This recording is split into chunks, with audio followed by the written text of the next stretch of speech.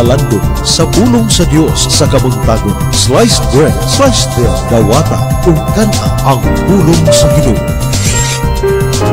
Mga igsoon, mayong adlaw. Ani anausab kita sa atong buntagong tulumanon ang sliced bread. Oktubre 3, 2025, Viernes, 26th week in Ordinary Time.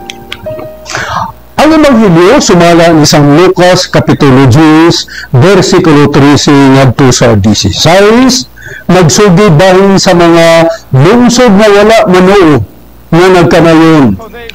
Alaot ikaw Corazin, ug alaot usab ikaw Betsaida. Kay kun ang mga milagro nga nahimo diha kaninyo nga nahimo paunta didto sa Tiro ug sa Sidon, dugay na untang nakinulsol ang mga tao didto ug nagpakita niini sa paglingkod ni nagsulob og bisting sako ug nagbulibog og abo sa ilang kaugalingon. Sa adlaw sa paghukom, mas kalian pa unya sa Dios ang Tiro ug ang Sidon kay kaninyo. Ug ikaw Capernaum, buot mo bang ituboy ang imong kaugalingon ngadto sa langit?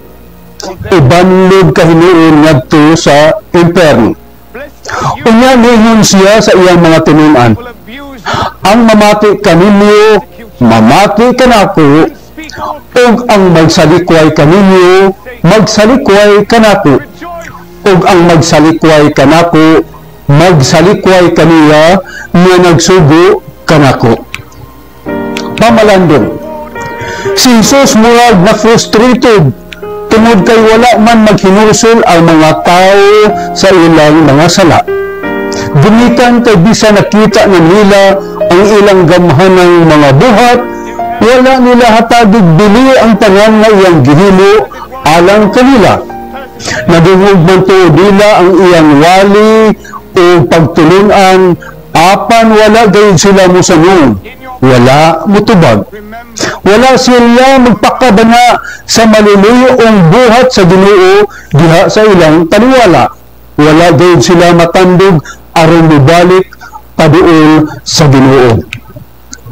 Matintal ka sa pagpangutana, kung yan naman nga daghan ang nagdumili sa tanang gisulti o gibuhat ni Jesus, o kita mahimo usab nga dili mutubag sa Ginoo nga padayon nga nagsulti o nagtrabaho kanato.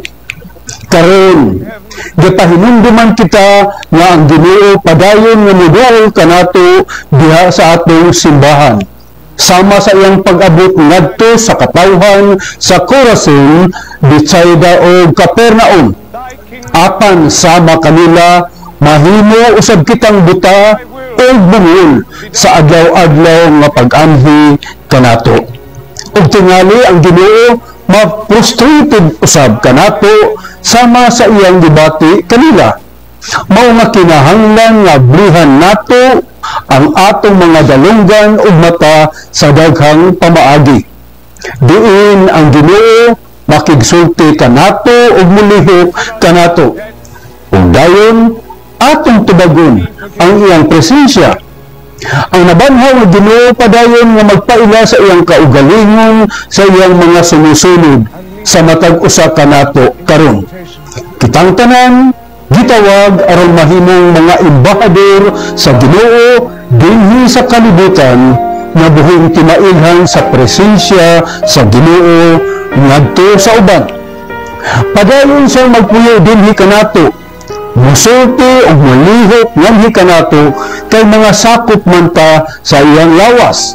Ingon nga anaa siya sa Galilea ug Judea, pinaagi sa iyang lawas ng lawas, ania siya karon pinaagi sa iyang lawas, ang simbahan. Kay kada sakop sa lawas sa simbahan, adunay mahinungdanong tahas nga pagabuhaton sa pagsiguro nga ang lawas ni Kristo hingpit nga buhi. Ang iyang presensya kanato kasagaran magpakita pinaagi sa ordinaryo o dili sa talagsaong pamaagi. Mahimo kining musulbong sa porma sa usa ka wala damhang kaayo nga gipakita sa usa ka tawo kanato, sama sa makadawatag imbitasyon nga wala nato gi-expect. Makadawatag pasalamat sa atong makadasig na pulong o ang atong suporta nga nakaabot sa hustong panahon, o makadawatag maayong tubag sa atong pagtawag kaniya. Dili na to kanunay na batyagan o mahuna-hunaan nga kini mga grasya nga atong madawat gikan sa paghikap sa Ginoo sa atong kinabuhi. Dili dayon sa kanunay nga mamatikdan nato ang Ginoo nga nilabay kanato. Mao nga sa pagtapos sa adlaw, maayo nga ningiyo nato ang maong adlaw. Ug tan-aw nato kung asa kita gipakitaan sa grasya sa Ginoo, ug unya sa hilom magpasalamat ta sa Dios alang ni ana. Sa atong pakig-atubang, sa atong pakig-uban o pakiglambigit sa usag-usa, ang Ginoo ang atong giatubang o gikauban. Ato siyang masugatan, masinati, pinaagi sa usag-usa. Gitawag kita nga magserbisyo o gihigugma sa Ginoo alang sa usag-usa. Mao nga mag-ampo kita nga unta, magpadayon ta sa pagkamatinuoron sa tawag kanato. Mahimo nato ipakita ang atong pagtuo pagsalig sa Dios kay Jesus pinaagi sa atong pag-ampo, sa pagbasa sa Biblia, sa pagsunod sa pagtulon-an ni Jesus, sa paghigugma o pag-alagad sa uban, o sa pag-apil sa Kristohanong katilingban. O kini nga mga lihok, mupalawon pa kini sa relasyon nato uban sa Ginoo nga mapakita nato ang iyang prinsipyo ngadto sa uban o maghatag panag-ingnan sa maayong pagpuyo sumala sa Ebanghelyo. O sa katapusan, igsuon, isip magtotoo unsa man ang imong dugang pribadong espiritual na ginabuhat.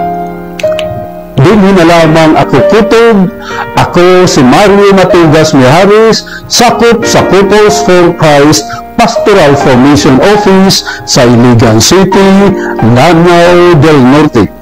Dalaygon ang Diyos. Sliced bread, dawata, ug kana ang pulong sa Ginoo.